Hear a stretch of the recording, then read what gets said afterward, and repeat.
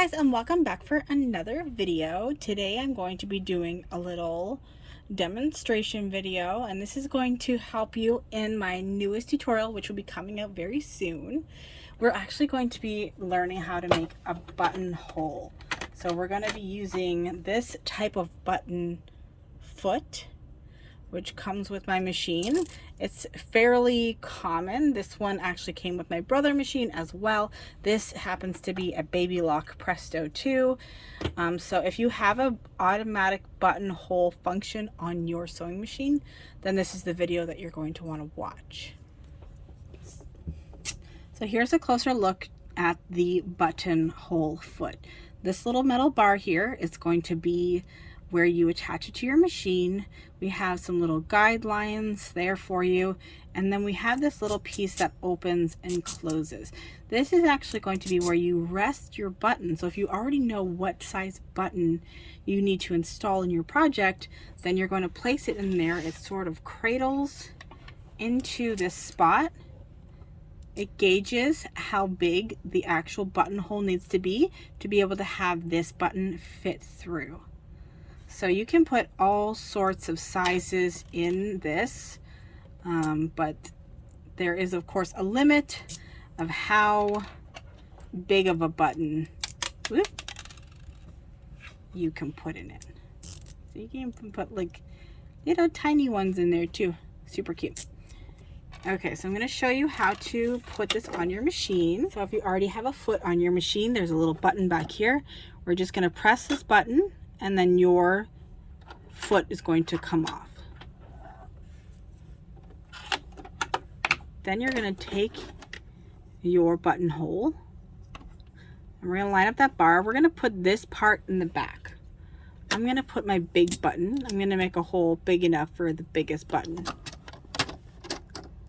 You can do it with your hand, or you can just kind of rest it there and then put your presser foot down, and then that will lock it in.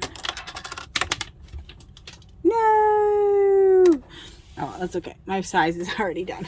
Okay, so now you need to choose which buttonhole you want to make. Now, I don't know what they all mean or the differences, but there's one that has a curved edge and then the one that doesn't. So I'm just going to do the one that doesn't. So that one is number 59, and I'm going to have to press this button to be able to access my buttonhole selection. So on my machine, I press that button and then 59, and then it actually tells me which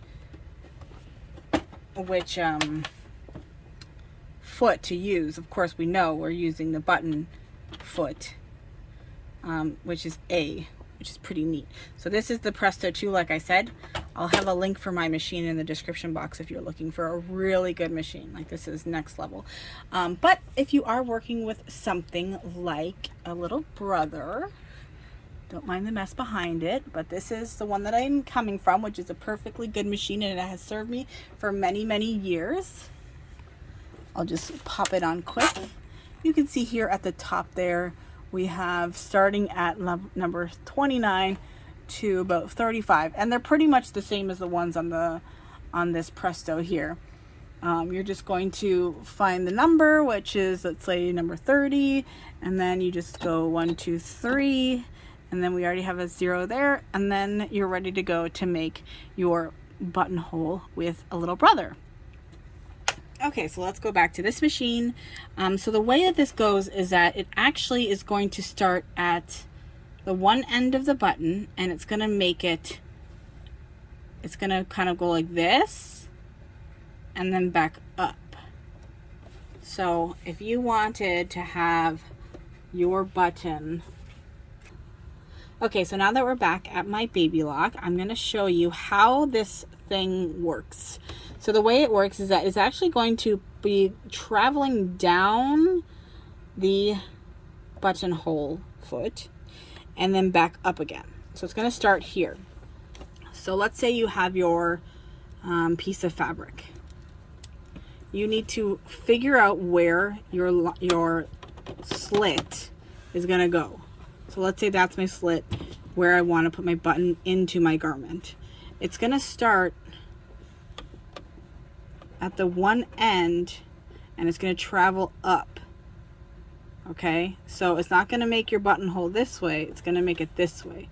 So you might need to put your garment in, or your piece sideways, because you're working from the front to the back. Now let's say you've already marked the center of it. Okay, you need to figure out where you want it to start. You're not going to start in the center where you want your button to land, because then your button's going to end up over here, if that makes sense. Hopefully it does. I'm going to be just using some scrap fabric today. But before we get started, there's just one more thing that we need to do to our machine before we can actually engage this buttonhole foot. Okay, so before we can get started, we just have one last thing. We have this little gray piece under here. We're going to pull this down. This is going to be the same on the Baby Lock as well as Brother machines. I'm assuming other machines have it, but of course I don't have all of the other name brand machines out there, but I'm assuming it's very similar. This little piece here is going to fall in between this part and here, and this with the button in the back, because it's open, it spreads these two little pieces apart. And so this is going to be the guide, so it knows when to start and stop your buttonhole to make it the correct size.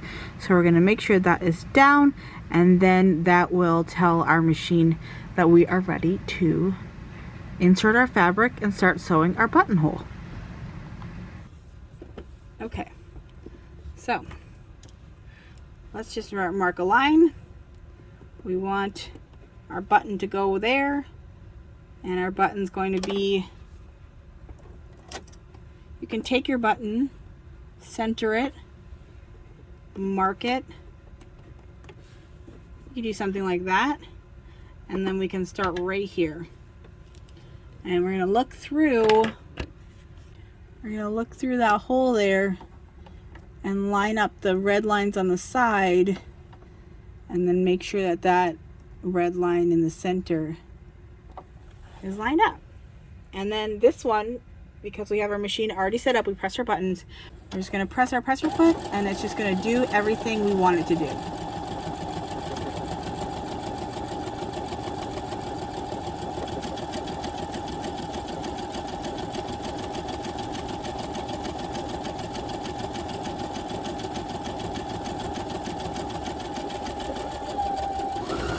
A little faster if you want.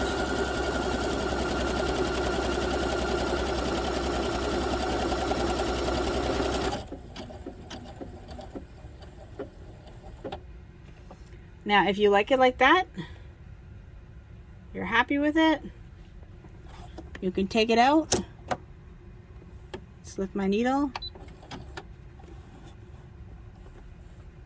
and as you can see, we're pretty much bang on with our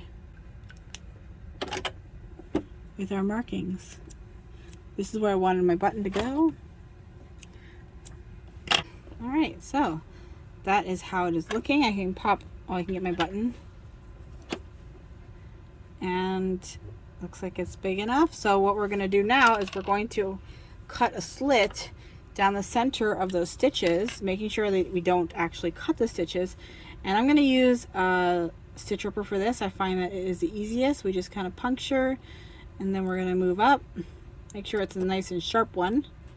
You can use little scissors, but I really find that the stitch ripper works best. Make sure you don't go off to the very end. And now you have your opening, and we can cast it out.